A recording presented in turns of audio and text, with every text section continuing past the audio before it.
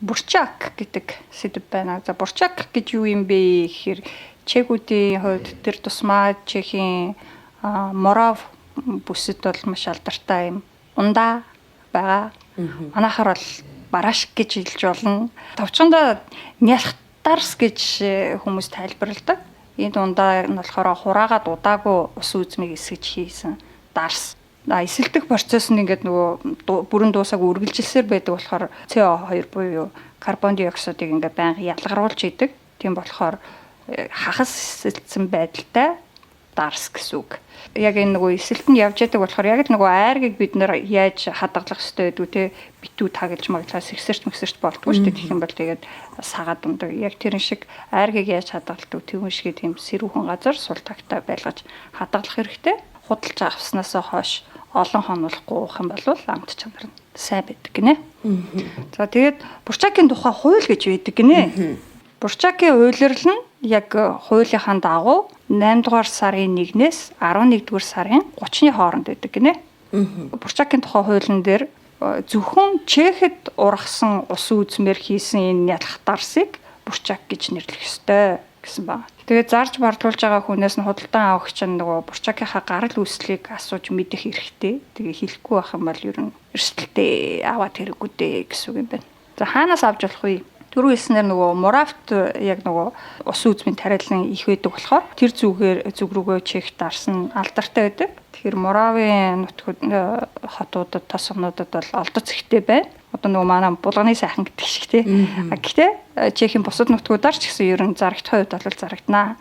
Зарим Моравийн хот мотод янз бүрийн нөгөө яг 8-9 сарын үед дарсны фестивалын тэр болоод тэр үеэр нь бурчак айгүй их зарагддаг. Би бас Зноймо гэдэг айгүй алдартай, дарсаараа айгүй алдартай. Тэгсэр нь маш жижигхэн. Тийм хөөрхөн хотуудыг тэдний дарсны фестивалд нь очиж үзчихсэн. За тэгээд ер нь бол хаанаас ч авч болно. Үүний хувьд энэ жил 1 литр бурчак нь 60-аас 150 коронаар зарагдаж байна гэж Expat.cz сайт дээр бичсэн байлаа. Ерөнхийдөө бол 80-аас 120 корон хавцаадаг гинэ 1 литр нь. За бурчак авахдаа юг анхаарах хэрэгтэй вэ гэхээр бурчак нь ер нь дарстай адилхан цагаан, улаан, ягаан өнгийн өнгөөр гардаг. Нөгөө ямар жимсээр хийснээс шалтгаалаад цагаан бурчак нь нэлээд түгээмэл, ягаан бурчак нь ер нь маш ховор гэдэг гинэ. Авахдаа айл болох шаргал магадгүй баг зэргийн ногоон туяатай бурчак авах хэрэгтэй. Харин ингээ нөгөө бор байх юм уу, бор туяа орсон байх тусмаа удчихсан жоохон онцгой болсон бурчак гэсэн үг юм байна. Дээрээс нь тунгалаг байх тусмаа жоохон юм чихэрлэг амттай хэрвээ чихэрлэг амтны дуртай бол тунгалаг бурчак авах хэрэгтэй. Жоохон юм нэг тундастай одоо харахад юм нэг булангартай юм шиг харагддаг. Тийм бурчак нь илүү эсэглэн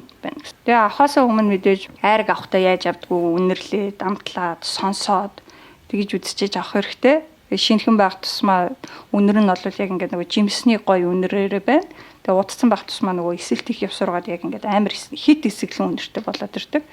Тэгээд яг нөгөө сонсно гэдэг чинь ингээд яг эсэлт нь явж гин үгүй нөгөө айраг шуугах чимээ гэдэг шиг яг тэгээ шуугж авах хэрэгтэй. Бас 8 сар болоогүй юу л шууд ингээд гарч ирсэн бурчакыг авах гэж яарах хэрэггүй. Тэр ийшд гарч ирсэн бурчакууд яг жинхэнэ бурчак байхгүй байх магадлалтай. Ер нь хүмүүс нөгөө ус үзмээ хураагаад эхэлснийг анзаарч агаад тэгээ нэг 8 сарын дундаас ч юм уу авсан илүү зүгээр. Тэгээ бас авахтаа нөгөө нэг гарал үүслийг хилж мэлдэггүй, амсуулдаггүй ч юм уу тэгээ нөгөө нэг төр зур гардаг яарм гудалтаанууд дээр голцоо тиймэрхүү хүмүүсүүд гэхдээ бүгдээрээ дэмшилтэй. Тэгээ тийм амсуулахгүй байгаа газраас л аваад хэрэггүй. Ер нь бол дарсны дэлгүүрүүдээс авахд гимгүү дээ гэсэн байна. За бурчак ууж үзээгүй хүмүүс заавал ууж үзээрэй. Надад бол их таалагддаг. Энэ жилийнхээ арай ууж амжааг байна. Гэхдээ уунаал гэж бодсон байна. Хамт явж ууй, олж ууй.